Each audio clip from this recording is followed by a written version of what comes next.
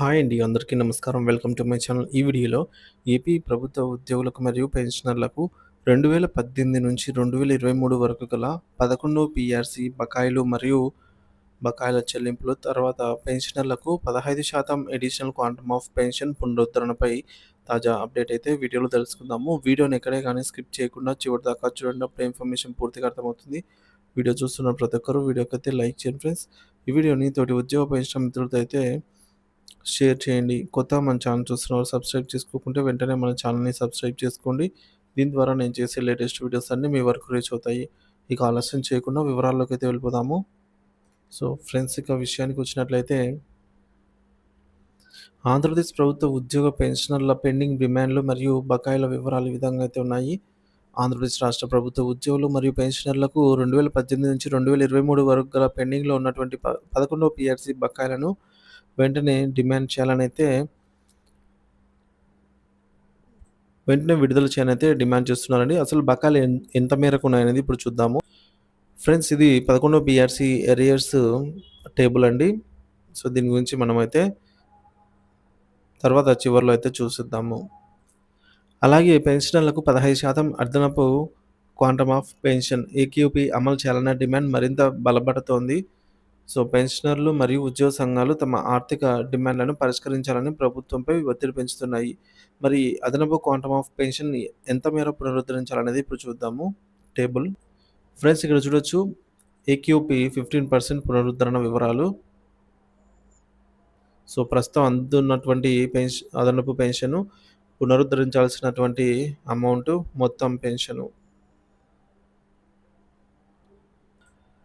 So మరి ఉద్యోగుల ప్రధాన డిమాండ్లు ఏంటంటే 11వ పీఆర్సీ బకాయిల చెల్లింపులండి. 2018 నుంచి 2023 వరకు గల పెండింగ్‌లో ఉన్నటువంటి 11వ పీఆర్సీ బకాయిలను తక్షణమే చెల్లించాలనే డిమాండు.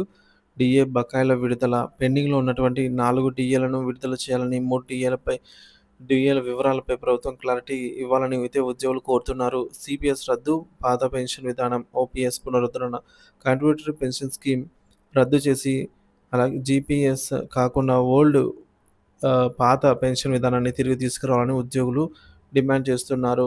12వ పీఆర్సీ కమిషన్ ఏర్పాటు, కొత్త పీఆర్సీ కమిషన్‌ను త్వరగా ఏర్పాటు చేసి 30% మధ్యంతర భృతి ఐఆర్ ప్రకటించాలని ఉద్యోగ సంఘాలు కోరుతున్నాయి.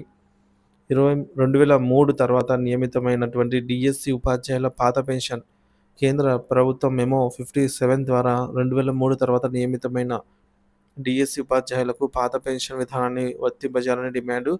సర్వీస్ బెనిఫిట్స్ మరియు ఇతర బకాయిల చెల్లింపులు, సిపిఎస్, జీపీఎఫ్, ఏపీజీఎల్ఐ బకాయిలను తక్షణం విడుదల చేయాలని అయితే కోరుతున్నారు. పెన్షనర్ల ముఖ్య డిమాండ్లు.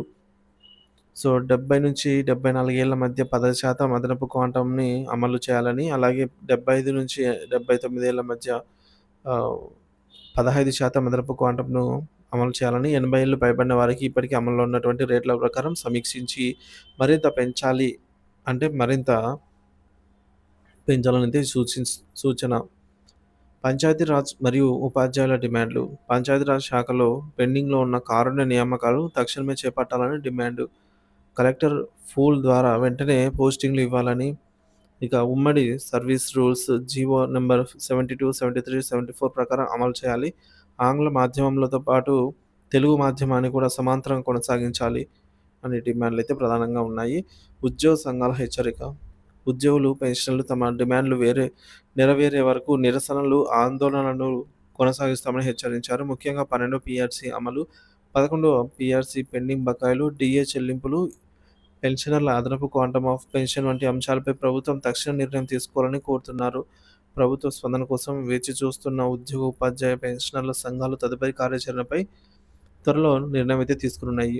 మరి 11వ పీఆర్సీ అరియర్స్ ఎంత మేరకు ఉన్నాయి, అలాగే అదనపు క్వాంటమ్ ఆఫ్ పెన్షన్‌ను ఎంత మేర పెంచాలనే టేబుల్ అయితే ఇప్పుడు చూద్దాము. ఆంధ్రప్రదేశ్ ప్రభుత్వ ఉద్యోగులకు 11వ పీఆర్సీ బకాయిల పెండింగ్ వివరాలైతే ఇక్కడ టేబుల్‌లో చూడొచ్చు. సంవత్సరం అండి. సో 2018 నుంచి 2019 మధ్య బకాయిల శాతం చూసుకోవచ్చు. 10% చెల్లింపు అయితే జరిగింది. మొత్తం 1500 కోట్లండి. సో ఇక్కడైతే పెండింగ్ లేదు. ఇక 2019 నుంచి 2020 మధ్య 20% భాగంగా చెల్లింపు 3000 కోట్లు. ఇంకా మిగిలింది 2000 కోట్లు చెల్లింపులు చేయాల్సి ఉంది. ఇక 2020 నుంచి 21 ము 30% పెండింగ్‌లో అయితే ఉందండి. సో, ఇక్కడ ఒక 4,500,00,00,000 2021-2022 వరకు 40% పెండింగ్సు అంటే ఇక్కడ రూ. 6,000,00,00,000 2022-23 మధ్య 50% పెండింగ్స్ అంటే ఇక్కడ ఒక 75 ఆహ్, వే సారీ ఫ్రెండ్స్ రూ. 7,500,00,00,000 మొత్తం పెండింగ్‌లో అయితే ఉంది. సో, చెల్లించిన మొత్తం చూసుకున్నట్లయితే 2018-2023 వరకు 4,500,00,00,000 మాత్రమే. మిగిలి ఉన్న బకాయి అమౌంట్ వచ్చేసి రూ. 20,000,00,000 ప్రభుత్వం బకాయి పెట్టింది. వీటిని త్వరగా విడుదల చేయాలనైతే ఉద్యోగ పెన్షన్‌లు కోరుతున్నారు. ప్రస్తుతం ఉన్న పరిస్థితి గత ప్రభుత్వ హయాంలో 11 పీఆర్సీ అమలులో ఆలస్యం కారణంగా ఉద్యోగుల బకాయిలు మొత్తం పెరిగింది. ప్రభుత్వం కొంత మొత్తాన్ని విడతల వారీగా చెల్లించినప్పటికీ ఇప్పటికీ భారీగానే పెండింగ్‌లో ఉంది. తాజాగా చంద్రబాబు సర్కార్ రూ. 6,200,00,00,000 విడుదల చేయడంతో ఉద్యోగులకు కొంత ఊరట లభించనుంది. వచ్చే కేబినెట్ సమావేశంలో ఈ విషయంపై మరింత చర్చించి మిగిలిన బకాయిల చెల్లింపులపై స్పష్టత ఇవ్వనున్నట్టు సమాచారము. ఉద్యోగుల అసోసియేషన్ డిమాండ్లు 11 పీఆర్సీ బకాయిలను తక్షణమే పూర్తిగా చెల్లించాలని డిమాండు.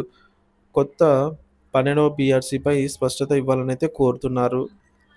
పెండింగ్‌లో ఉన్నటువంటి ఇతర పథకాలు సో, జీపీఎఫ్, సీపీఎస్ అలాగే ఏపీజేఏల బకాయిల చెల్లింపులపై స్పష్టత అవసరము. ఆంధ్రప్రదేశ్ రాష్ట్ర ప్రభుత్వ పెన్షనర్లకు అదనపు పెన్షన్ ఏక్యూపీ 15% పునరుద్ధరణ వివరాలు. ఫ్రెండ్స్ ఇక్కడ మనము లెఫ్ట్ సైడ్‌లో ఏజ్ చూడొచ్చు. సో, 70 సంవత్సరాలు పైబడి అంటే 71వ సంవత్సరం మొదటి రోజు నుంచి 75 ఏళ్ల వరకు 7% అయితే ఇస్తున్నారు. దీన్ని ఒక 8% పెంచి 15% చేయాలనైతే అలాగే 76 సంవత్సరాల నుంచి 80 సంవత్సరాలకు ఈ 12% మాత్రమే ఇస్తున్నారండి. సో, దీన్ని 75వ సంవత్సరం నుంచి అమలు చేస్తూ 79 సంవత్సరాల వరకు 8% పెంచి 20% చేయాలని, అలాగే 81 సంవత్సరాల నుంచి 85 సంవత్సరాల వరకు 20% అదనపు పెన్షన్ ఇస్తున్నారు. మరొక 5% పెంచి 25% ఇవ్వాలని, 86 నుంచి 90 ఏళ్ల మధ్యలో 25% ఇస్తున్నారు ప్రెజెంట్. 5% పెంచి 30% ఇవ్వాల్సి ఉందనైతే ఉద్యోగులు పెన్షనర్లు కోరుతున్నారు. అలాగే 91 నుంచి 95 ఏళ్ల మధ్యలో 30% అదనపు పెన్షన్ చెల్లిస్తుండగా ఒక 5% పెంచి 35 పర్సెంట్‌కైతే పెంచాలని ఉద్యోగులు భావిస్తున్నారు. అలాగే 96 సంవత్సరాల నుంచి 100 సంవత్సరాల మధ్యలో 35% పెన్షన్ అయితే ప్రెజెంట్ ఇస్తున్నారు. ఒక 5% పెంచి 40% చేయాలని, 101 సంవత్సరం మరియు ఆ పైన వయసు గల వారికి 50% మాత్రమే ఇస్తున్నారు. సో, దీన్ని 100%కి పెంచాలని అయితే డిమాండ్ ఉంది. సో, ఈ విధంగా అయితే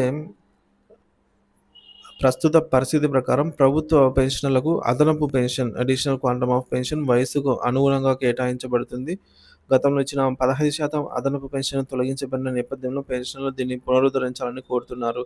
ప్రస్తుతం 15% అదనపు పెన్షన్ పరిశీలించి త్వరలో అమలు చేయనుంది ప్రభుత్వం.